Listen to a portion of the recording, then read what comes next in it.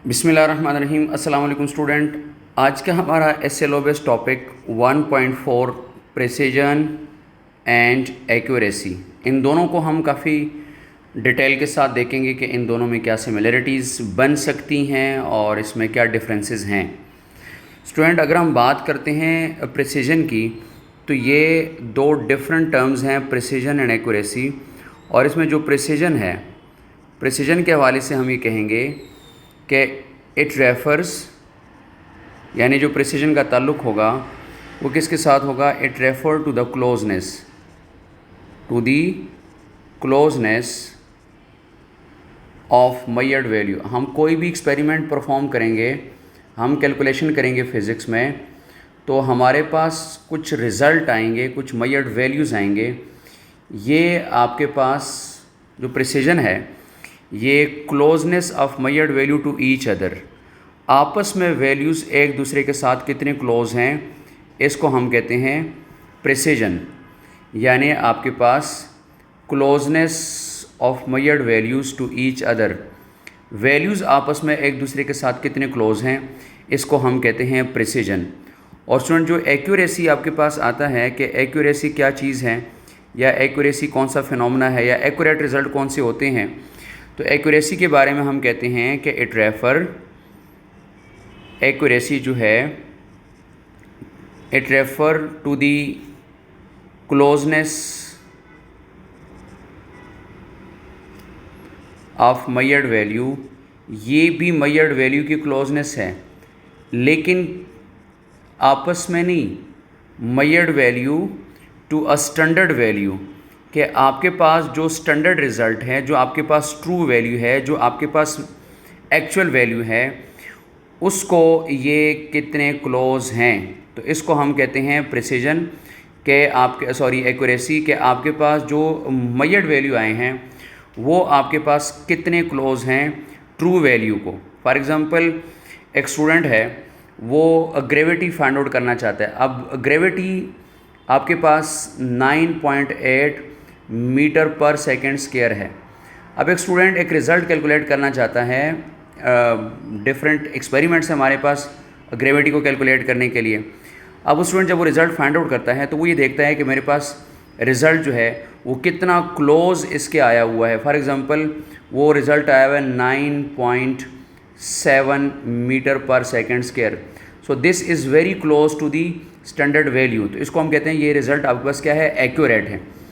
लेकिन अगर ऐसे रिज़ल्ट्स आ जाएं कि जो स्टैंडर्ड वैल्यू को क्लोज ना हो, बल्कि आपस में क्लोज हों, क्लोज टू ईच अदर हो, तो उसको हम कहते हैं प्रिसाइज मेजरमेंट्स, और इस फिनोमेना को हम कहते हैं प्रिसीजन। इसको फर्दर हम एक्सप्लेन करेंगे एक डायग्राम की हेल्प से।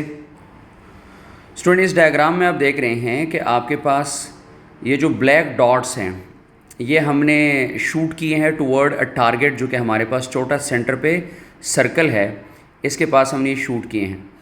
अब अगर मैं यहाँ आ जाता हूँ सबसे एंड वाले डायग्राम की पर, जिसको मैं डायग्राम नंबर 1 कह रहा हूँ, इस पर आ जाता हूँ, तो देखिए जो आपने हिट किए हैं, जो आपने शूट किए हैं, वो सारे के सारे इस सर्कल के बिल्कुल अंदर आ गए हैं, और जो टारगेट है उसके अंदर आ गए हैं। तो ये जो जितने ब्लैक डॉट है, फॉर एग्जाम्पल 6 शूट्स आपने किए हैं, तो इस में अगर आप देखेंगे तो 6 के 6 रिजल्ट्स आपके पास जो है वो आपस में भी क्लोज हैं, और ये जो सेंट्रल वैल्यू है, जो स्टैंडर्ड वैल्यू है, उसकी भी क्लोज हैं। तो हम कहते हैं जी ये हाई एक्यूरेसी है और हाई प्रिसीजन है, यानी रिज़ल्ट आपस में भी क्लोज हैं, क्लोज टू ईच अदर, और रिज़ल्ट जो है वो हमारे पास स्टैंडर्ड वैल्यू को भी क्लोज हैं। तो ये हाई एक्यूरेसी और हाई प्रिसीजन है। स्टूडेंट, इस तरीके से अगर हम इस डायग्राम को देखेंगे, डायग्राम नंबर 2 में, इसमें आप देखें ये रिज़ल्ट आपके पास क्लोज टू ईच अदर नहीं है।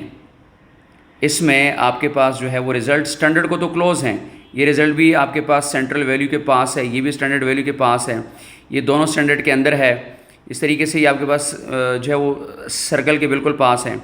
सेम इसी तरीके से ये भी। तो ये आपके पास जो सेंट्रल वैल्यू है, जो छोटा सर्कल है, जो स्टैंडर्ड वैल्यू है, जो एक्यूरेट हमारे पास रिज़ल्ट आना चाहिए था, जो ट्रू वैल्यू है, ये उसके पास है सारे। तो ये आपके पास क्या है? हाई एक्यूरेसी है। लेकिन आपस से में थोड़ी सी दूर दूर हैं, they are not close to each other like that, so they are called low precise results, या लो प्रिसीजन इज़ कॉल्ड। इस तरीके से स्टूडेंट, अगर आप इस डायग्राम में देखेंगे तो आपके पास ये जो रिज़ल्ट्स आए हुए हैं, ये आपके पास सारे रिज़ल्ट्स आपके सामने हैं। ये रिज़ल्ट्स ना आपस में क्लोज़ हैं, ना ये स्टैंडर्ड वैल्यू को क्लोज़ हैं। तो हम इसके बारे में क्या कहेंगे? हम कहेंगे low accuracy and low precision, because they are neither close to each other and not they are close to the standard value. So they are low accurate and low precise results. और अगर हम इस diagram को देखेंगे student, इस diagram में आप देख रहे हैं कि कोई भी रिज़ल्ट आपके पास स्टैंडर्ड को क्लोज नहीं है, इस स्टैंडर्ड के पास कोई भी नहीं है, लेकिन ये आपस में क्लोज हैं, क्लोज टू ईच अदर है। जब क्लोज टू ईच अदर है स्टूडेंट, तो ये हाई प्रिसीजन है एंड लो एक्यूरेसी इसकी आ जाती हैं। तो ये स्टूडेंट हमारे पास कुछ रिजल्ट्स फिज़िक्स में डिस्कस किए जाते हैं कि जो हमारे पास एक्यूरेसी और प्रिसीजन के बिहाफ पे डिस्कस किए जाते हैं। तो अब अगर हम देखेंगे आपकी इसी बुक के पेज नंबर 12 के ऊपर जो आपके पास नेशनल बुक फाउंडेशन है, इसके अकॉर्डिंग स्टूडेंट आपके पास एक स्टूडेंट है, वो मैयर कर रहा है रिज़ल्ट। अब हमारे पास 3 डिफरेंट स्केल्स के ऊपर वो एक रिज़ल्ट मैयर कर रहा। वेट आपके पास अगर वो कैलकुलेट कर रहा, तो जो वेट वो लिख रहा, वो यहाँ पर लिख रहा है जी 160.0 पाउंड्स। ये आपके पास एक वेट है और ये आपके पास ट्रू वैल्यू है या एग्जैक्ट वैल्यू है। और वो अपना वेट जो है वो 3 डिफरेंट स्केल के साथ कर रहा। स्केल 1 का रिज़ल्ट स्टूडेंट फॉर एग्ज़ाम्पल वो कर रहा और उसमें उसके पास रिज़ल्ट आ रहा एक स्केल से 170.1, 169.9 और अगला जो रिज़ल्ट आ रहा वो 170.0 पाउंड, ये रिज़ल्ट आ रहा। ये सारे पाउंड्स में है, वेट कर रहा। स्टूडेंट स्केल 2 में अगर आप देखें, स्केल 2 या स्केल बी में फॉर एग्ज़ाम्पल उसने 3 दफ़ा इस स्केल से अपने आप को मैयर किया, 161, 162 एंड 158 पाउंड्स, ये रिज़ल्ट आ गया। स्टूडेंट स्केल सी में अगर वो अपने आप को देख रहा, तो स्केल सी के अकॉर्डिंग वो कह रहा है जी 159.9। फॉर एग्ज़ाम्पल ये फर्स्ट टाइम उसका वेट आया 160.0, ये सेकंड टाइम इसका रिज़ल्ट आया और ये 160.1 पाउंड ये थर्ड टाइम आया। इस स्केल में अगर आप देखेंगे scale A is very precise, यानी आपके पास स्केल ए जो है ये बहुत ज़्यादा प्रिसाइज स्केल है। इसके रिज़ल्ट्स अगर आप देखेंगे, ये रिज़ल्ट्स आपस में बिल्कुल क्लोज हैं। तो these are very precise result, लेकिन ये एक्यूरेट नहीं है। एक्यूरेट क्यों नहीं है? ये स्टैंडर्ड वैल्यू के पास नहीं है। स्टैंडर्ड रिज़ल्ट हमारे पास 160 है, ये उसके पास नहीं है। आपस में तो क्लोज हैं लेकिन ट्रू वैल्यू से बहुत दूर है। तो ये आपके पास प्रिसाइज तो है लेकिन एक्यूरेट नहीं है। एक बात, स्केल बी जो है ये आपके पास fairly accurate but not precise, ये आपके पास फेयरली एक्यूरेट है, यानी आपके पास ये स्टैंडर्ड वैल्यू के पास तो हैं 161, 162, 158, लेकिन आपस में दूर हैं। ये आपस में इनका काफ़ी डिफरेंस बन रहा। तो ये आपके पास fairly accurate but not precise.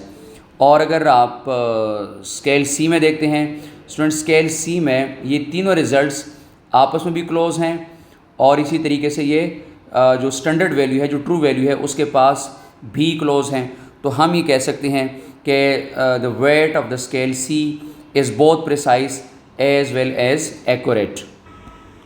So student, अगर हम इसको डिफरेंशिएट करना चाहते हैं तो हम इसको कुछ पॉइंट्स के साथ डिफरेंशिएट करेंगे और ये हमारे पास एक शॉर्ट क्वेश्चन भी है और इसमें अगर हम 3 पॉइंट्स के साथ भी इसको डिफरेंशिएट कर लें तो हम उसको ऐसे डिफरेंशिएट करेंगे। और ये क्वेश्चन अभी आपके पास 2025 का जो फिज़िक्स का पेपर था, फेडरल बोर्ड की बात कर रहा हूँ, FBISC में ये पहला शॉर्ट क्वेश्चन आया हुआ था कि differentiate between precision and accuracy. तो स्टूडेंट, हम इसको कैसे डिफरेंशिएट करेंगे? प्रिसीजन के बारे में हम कहते हैं कि precise मयरमेंट्स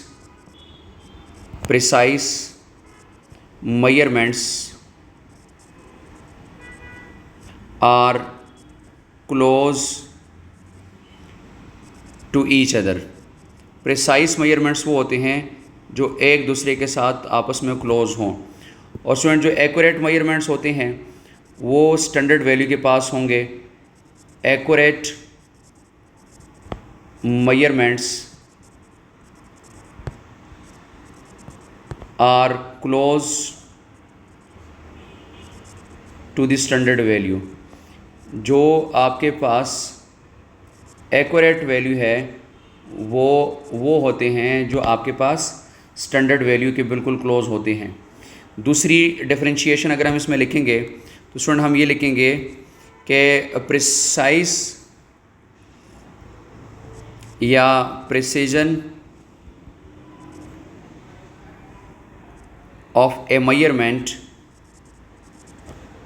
precision of a measurement is associated with the least count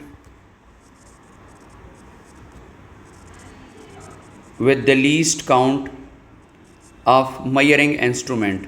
यानी जो हमारे पास मेजरिंग इंस्ट्रूमेंट है, वर्नियर कैलिपर है, स्क्रू गॉज है, मीटर रॉड है, जो भी हमारे पास मेजरिंग इंस्ट्रूमेंट है, स्टॉप वॉचेज है, उसका लीस्ट काउंट होता है। तो प्रिसाइस वैल्यू लीस्ट काउंट पे डिपेंड करती है। और अगर हम इसमें देखते हैं तो accuracy of A measurement,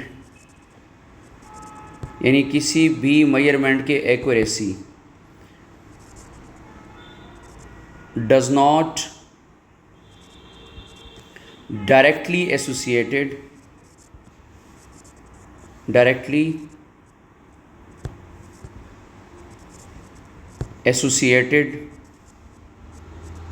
with least count of the instrument।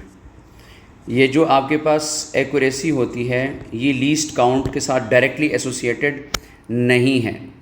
इसी तरीके से स्टूडेंट अगर हम फर्दर देखेंगे इसमें एक पॉइंट और लिख लेते हैं। फॉर एग्ज़ाम्पल हम ये कह देते हैं कि smaller the least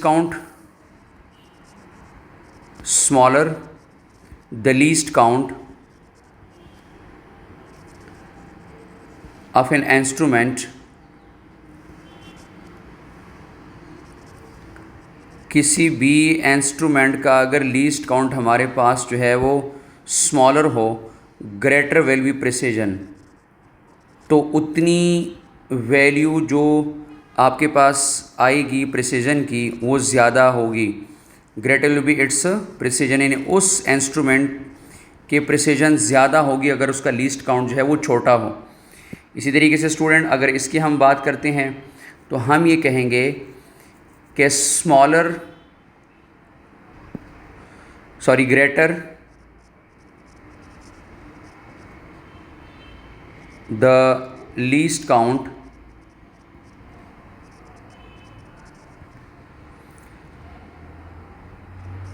of an instrument। अगर किसी भी इंस्ट्रूमेंट का लीस्ट काउंट आपके पास ज़्यादा हो तो हम कहेंगे ग्रेटर स्मॉलर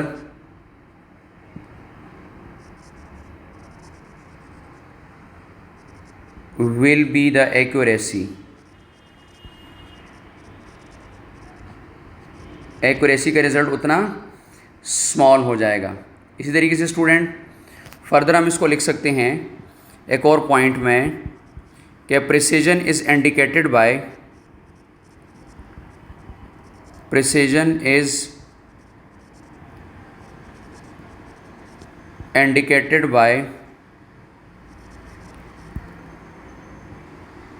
the